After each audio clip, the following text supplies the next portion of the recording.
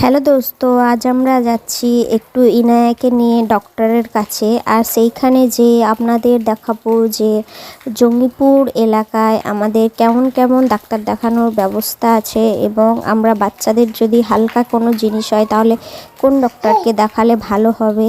তো চলুন আপনাদেরকে দেখাচ্ছি।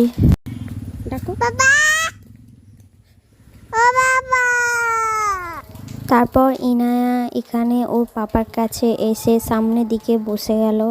ও পিছনে বসতে চায় না, কিন্তু জোর করে পিছনে বসায়। আজ একটু বসালাম, কিছুক্ষণ পরে আমি আবার সামনে থেকে পিছনে নিয়ে নেব ওকে।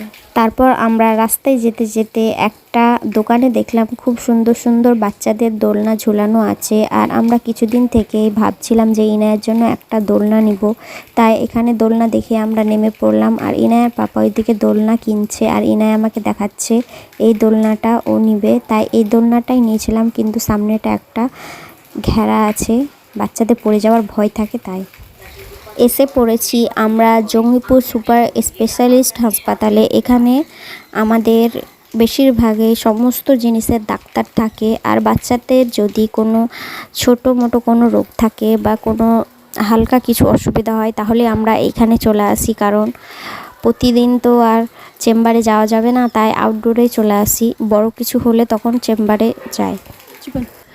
তো এটা হলো আমাদের জঙ্গিপুর সুপার স্পেশালিস্ট হাসপাতাল। এখানে দেখতে পাচ্ছেন কত ভিড়, অনেক দূর দূর থেকে মানুষ আমাদের এই জঙ্গিপুরে আসে ডাক্তার দেখানোর জন্য ফ্রিতে, দেখতে পাচ্ছেন।